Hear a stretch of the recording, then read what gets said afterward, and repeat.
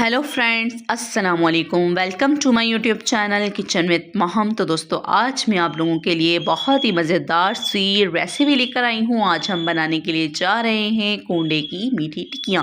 वैसे तो आपने देखकर समझ गए होंगे कि आज क्या बनने के लिए जा रहा है। तो आज हम इसकी रेसिपी आपको बताएंगे। बहुत ही खस्ता, बहुत ही मज़ेदार, बहुत ही अंदर से नरम और जूसी बन के रेडी होती हैं। बिल्कुल भी दांतों में दर्द नहीं होता। अक्सर हम टिक्कियाँ बनाते हैं तो लोगों की सख्त हो जाती हैं।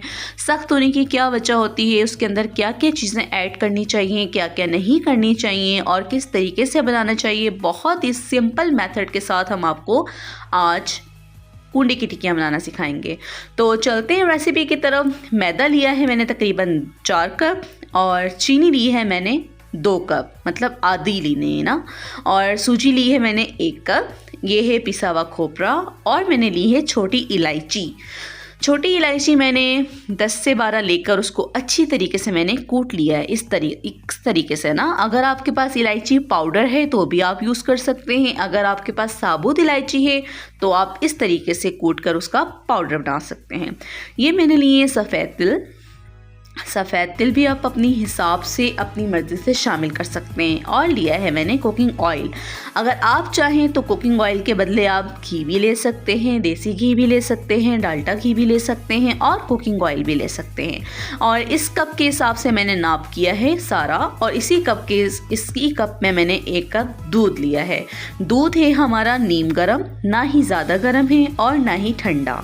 इसको अच्छी तरीके से हम सारी चीज़ों को नाप के साथ एक नाप लीजिएगा। अगर आप बड़ा वाला कप ले रहे हैं तो उसी कप के साथ सारा नाप लीजिएगा, और अगर आप छोटा कप ले रहे हैं तो उसी कप के साथ नाप लीजिएगा।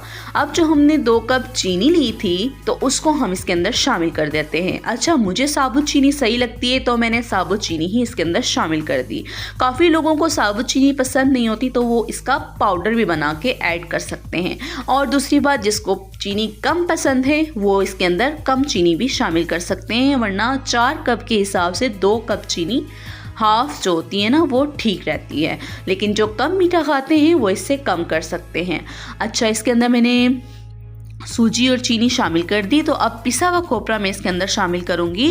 तो पिसा हुआ खोपरा मुझे ज़्यादा पसंद है, इसलिए मैंने इसके अंदर 4 से 5 टेबल स्पून शामिल किया है।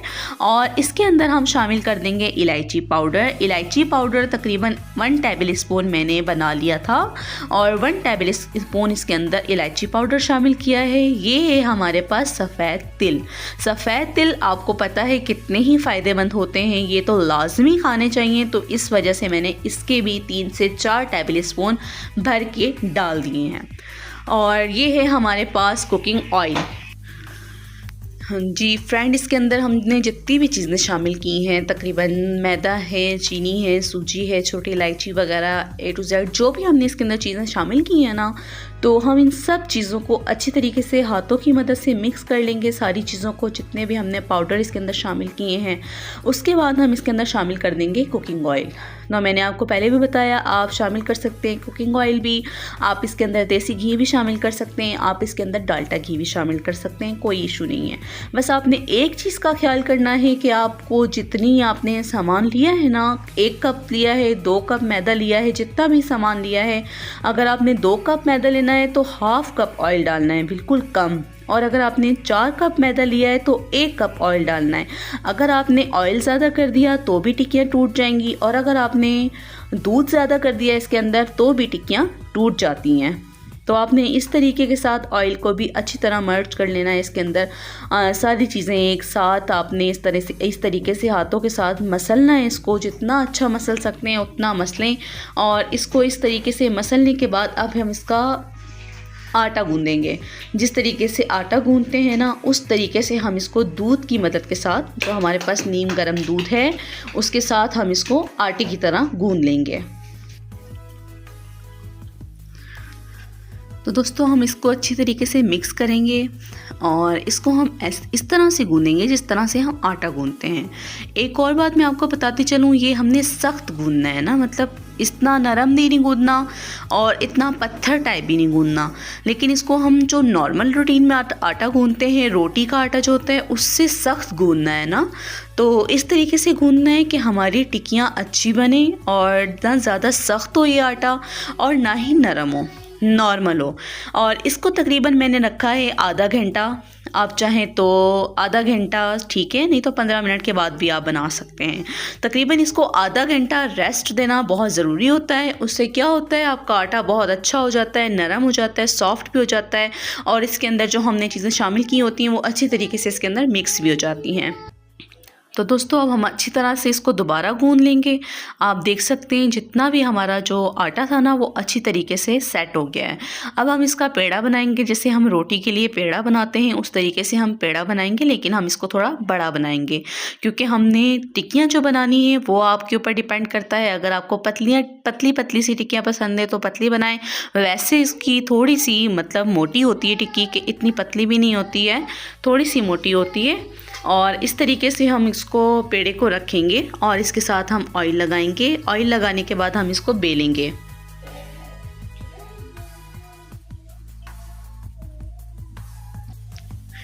एक छोटी सी टिप मैं आपको और बताती जाऊँ, इसके साथ हमने खुशका बिल्कुल भी ऐड नहीं करना। हमने इसको ऑयल के साथ ही बनाना है और हमने बेलन में भी ऑयल लगाना है और हमने इसके ऊपर भी ऑयल ही लगाना है। खुशका हमने बिल्कुल भी ऐड नहीं करना। खुशका लगाने से हमारी जो टिक्कियाँ हैं वो सख्त हो जाती हैं और बिल्कुल भी मज़ा नहीं आता है। ऊपर से क्रिस्पी तो लगती हैं लेकिन अंदर से बिल्कुल ही सॉफ्ट हो जाती हैं। तो आपने इस तरीके से बिल्कुल ऑयल के साथ ही इसको बनाना है। इसके अंदर खुशका बिल्कुल भी ऐड नहीं होगा। जिस तरह हम रोटी को बेलते हैं उसी तरह हम इसको बेलेंगे और इसको हम किसी भी मदद से, आप ढक्कन भी ले सकते हैं। आपके पास अगर कटर है कोई इस शेप का तो आप कटर से भी कर सकते हैं, और अगर आपके पास कोई गिलास है तो आप गिलास से भी इसकी शेप्स बना सकते हैं ना, जिस तरह टिक्कियों की शेप्स होती है राउंड में, सर्कल में, तो इस तरह से आप शेप बना सकते हैं। मेरे पास स्टील का गिलास है तो मैं उसी के साथ इसकी शेप्स बनाऊंगी, इस तरीके से टिक्कियाँ बनाऊंगी। मैंने थोड़ी सी रोटी जो बेली है वो मैंने थोड़ी पतली बेली है, मतलब इतनी मोटी भी नहीं बेली है कि हमारी टिक्कियाँ बहुत ही ज़्यादा मोटी हो जाएं, जो अंदर से कच्ची रह जाती हैं। तो आपने ना ज़्यादा मोटी करनी है और ना ही ज़्यादा पतली करनी है, नॉर्मल रखनी है, ठीक है। और इस तरीके से गिलास के साथ आपने सारी टिक्कियों को बना लेना है और 1 बाय 1 करके आपने देखना है। अगर आपका जो तलने वाला बर्तन है वो बड़ा है तो आप ज़्यादा टिक्कियाँ भी उसके अंदर शामिल कर सकते हैं। अगर आपके पास तलने वाला बर्तन छोटा है तो 2-4 टिक्कियाँ काफ़ी रहती हैं। तो मैं भी कढ़ाई में तलूँगी। तो उससे क्या होता है, तलने के बाद आपने बहुत ज़्यादा ख्याल करना है कि एक चीज़ और मैं आपको बताना भूल गई, ये जो फॉक है मैंने इसे फॉक से हल्का हल्का सा इसको टिक्कियों से भी करना है। इससे क्या होता है, आपकी टिक्की फूलती नहीं है, फूल के टूटती नहीं है। सबसे बड़ी बात ये होता है, टिक्की फूल जाती है तो फिर वो टूट जाती है।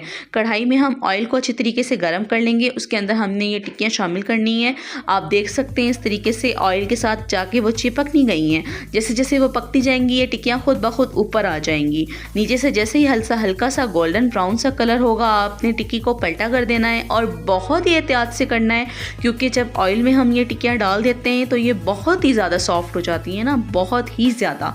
तो आपने इस तरीके से टिक्कियों को पलटा देना है और जब ये रेडी हो जाएं, हल्की आंच पे बनाना है, तेज़ आंच नहीं करनी है। और एक बात और याद रखिएगा, जब ये रेडी हो जाएं तो इसको आपने किसी हवादार बर्तन में, या स्टील की कोई जाली होती है जिसे स्ट्रेनर होता है, कोई स्टील की कोई जाली होती है, उसके अंदर आपने इसको रखना है ताकि इसका ऑयल भी निकल जाए और इसको जो हवा लगेगी तो इसकी थोड़ी ये हार्ड हो जाएंगी ना, तो अच्छी तरीके से बन जाएंगी। इस तरीके से अगर आप चिमटे की मदद से निकालें तो आपने इसको सेंटर से पकड़ना है ना, टिक्की को बिल्कुल सेंटर से, बीच में से, उससे ना ये टूटेंगी ना ये इधर उधर जाएंगी। तो बहुत ही मज़ेदार टिक्कियाँ बन के तैयार हुई हैं, बहुत ही प्यारा कलर आया है ना, हमारी टिक्कियाँ जली हैं और अंदर से बहुत अच्छी पक गई हैं। तो दोस्तों आपने भी सेम इसी तरीके से बनानी है।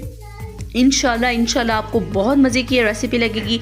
और जब आप टिक्कियाँ बना लेंगे तो आप मुझे बताइएगा कमेंट्स करके कि कैसी आपको ये रेसिपी लगी है। बहुत मज़ेदार आपको टिक्कियाँ बनके नज़र आ रही होंगी, कितनी मज़ेदार तैयार हुई हैं, बहुत ही अच्छी तैयार हुई हैं। बाहर से बहुत ज़्यादा क्रिस्पी और अंदर से सॉफ्ट हैं। अक्सर जो बड़ी बड़ी औरतें होती हैं उनके दांत नहीं होते हैं, अक्सर दाढ़ें टूटी हुई होती हैं, तो ये ईज़िली चबा के खा सकती हैं क्योंकि ये बिल्कुल सॉफ्ट है। मुँह में डालेंगे और बिल्कुल सॉफ्ट के साथ ये चबाई जाएंगी, कोई मेहनत करने की ज़रूरत नहीं पड़ेगी। तो दोस्तों ये थी मेरी आज की रेसिपी। उम्मीद करती हूँ आप लोगों को बहुत पसंद आई होगी।